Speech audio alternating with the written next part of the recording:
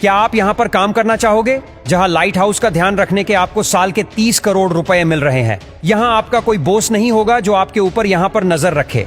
जब दिल करे आप नींद ले सकते हो। उठो, एंजॉय करो और फिशिंग करो। आपको बस ये ध्यान रखना है कि यह लाइट हाउस की लाइट हमेशा जलती रहे। सिर्फ इस लाइट को देखने के 30 करोड़ रुपए मिल रहे हैं। दोस्तों, अच्छी खबर बस यही तक थी।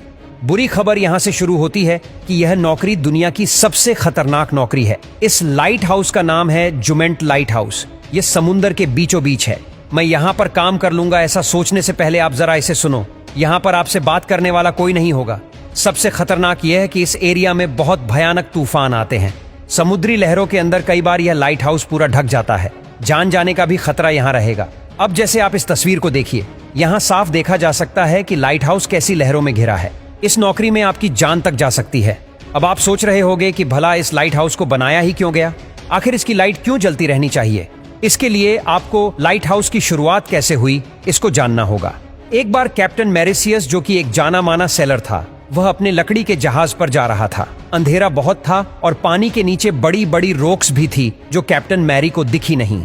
फिर शिप में हॉल हो गया और वो उल्टी हो गई और इन्हें बहुत नुकसान भी हुआ। इसीलिए कैप्टन मैरिसियस ने सोचा कि इस प्रॉब्लम का सॉल्यूशन ढूंढना ही पड़ेगा। और इसके अलावा पुराने जमाने में नेविगेशन सबसे बड़ी प्रॉब्लम थी। पुराने सेलर्स को सूरज पर या सितारों पर डिपेंड रहना पड़ता था। अब एक दिन कैप्टन एलिस को प्रॉब्लम आ गई। अपने क्रू के साथ captain Alice Pacific Ocean cross कर रहे थे। अचानक रात को काले बादल आ गए, तूफान आ गया और जब सुबह हुई तो खुले समुंदर में सारे क्रू समेत कैप्टन एलिस खो गए थे। कैप्टन एलिस का सारा क्रू भूखा प्यासा था। बहुत से क्रू मेंबर्स भूख की वजह से मर गए थे और बड़ी मुश्किल से कैप्टन को तब जमीन मिली थी।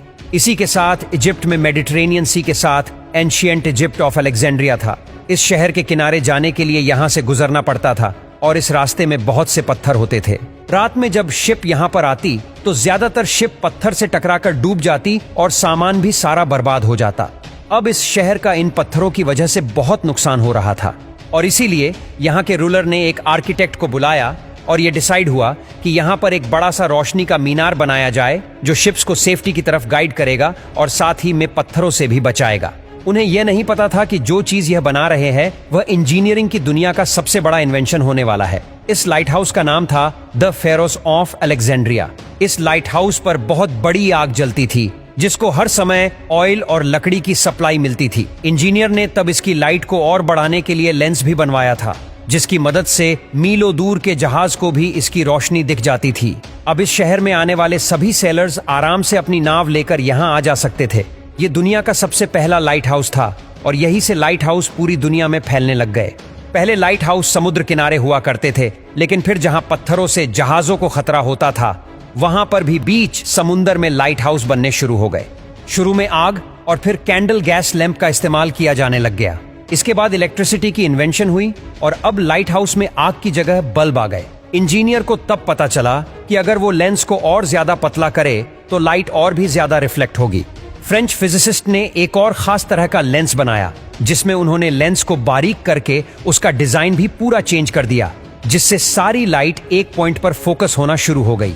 दोस्तों, जिस लाइट हाउस का हमने आपको शुरू में बताया, क्या अभी भी आप वहां पर नौकरी करना चाहोगे? बस आपको सिर्फ लाइट का ही वहां पर ध्यान रखना है कि वह हमेशा जलती रहे।